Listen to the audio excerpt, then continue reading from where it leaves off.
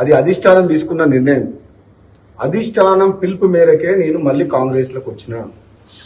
అధిష్టానం తరపున సునీల్ కనుగోలు, బట్టి విక్రమార్క గారు, మహేష్ కుమార్ గౌడ్ గారు, ప్రస్తుత పిసిసి ప్రెసిడెంట్, ఆ రోజు in charge general secretary Manikrao Thakre గారు అధిష్టానం తరపున హామీ ఇచ్చి తీసుకొచ్చిండ్రు.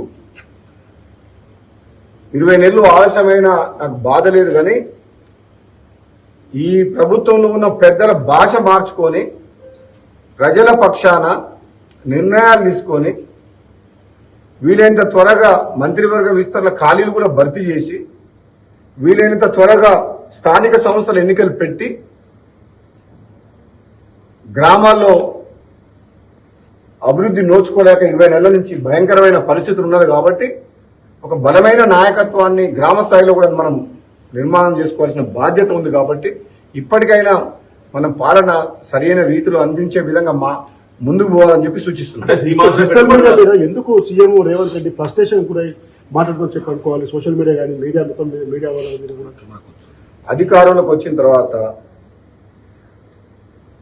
సామెత ఒకటి ఉంది కదా, ఓడ దాటే వరకు ఓడమల్లయ్య, ఓడ దాటినాక బోడమల్లయ్య.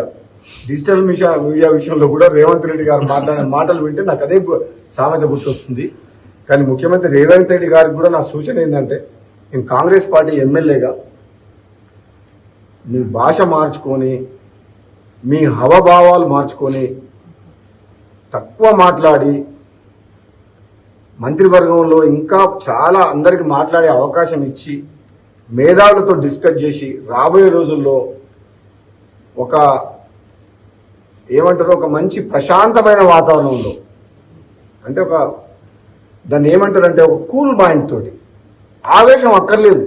ఇంకా 3.5 ఏళ్ళ గవర్నమెంట్ ఉంది, ముఖ్యమంత్రి మీరే ఉంటారు. ఆ తర్వాత ఎవరుంటారు అనేది అప్పుడు చూద్దాం. తర్వాత ఎలక్షన్స్ అయిన తర్వాత కాంగ్రెస్ పార్టీ హైకమాండ్ ప్రజలు తీర్పిచ్చిన దాన్ని బట్టి నిర్ణయం చేద్దాం. అప్పటి వరకు మీరే ఉంటారు. అప్పటిదాకా ఆవేశపడకుండా గంటలు మాట్లాడకుండా ఆ గంటలు అనే స్పీచ్లు తక్కువ చేసి పని మీద ఎక్కువ శ్రద్ధ చూపిస్తే మంచిదని చెప్పి నా సలహా. ఇంతకంటే ఎక్కువ నేను చెప్పలేను.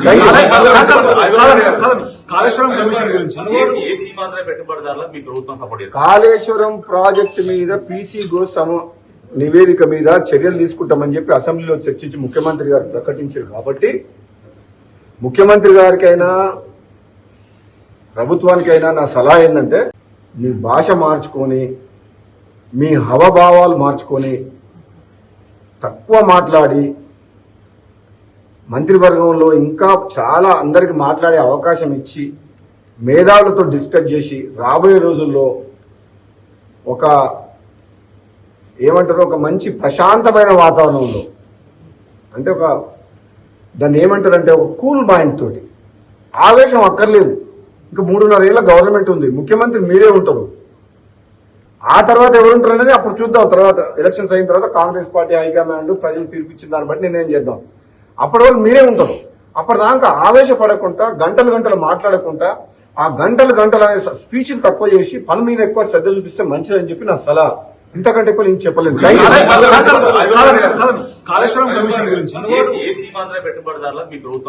కాళేశ్వరం ప్రాజెక్టు మీద పీసీ గోస్ నివేదిక మీద చర్యలు తీసుకుంటామని చెప్పి అసెంబ్లీలో చర్చించి ముఖ్యమంత్రి గారు ప్రకటించారు. కాబట్టి ముఖ్యమంత్రి గారికైనా ప్రభుత్వానికైనా నా సలహా ఏంటంటే, తెలంగాణ ప్రజలు 10 ఏళ్ల కాలంలో కేసీఆర్ కుటుంబంతో పాటు సీమాంధ్ర పెట్టుబడిదారులు ప్రాజెక్టుల పేరు మీద మిషన్ భగీరథ అని sand mafia, land mafia, liquor mafia లక్షల కోట్లు దోసుకొని రాష్ట్రాన్ని అప్లపాలు చేసిన మాట వాస్తవము. మీకు 20 నెలలు అయింది ఇప్పటి వరకు. పీసీగో మన రిపోర్ట్ ఇప్పుడు వచ్చింది.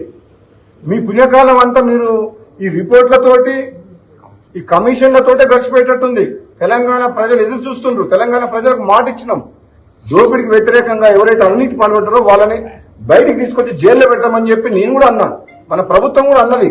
కాంగ్రెస్ పార్టీని తీసుకుని 20 నెలలు అయింది. ఇంతవరకు ఏం చేసిండ్రు ఇప్పటివరకు? ఇప్పటికే చాలా ఆలస్యం అయింది.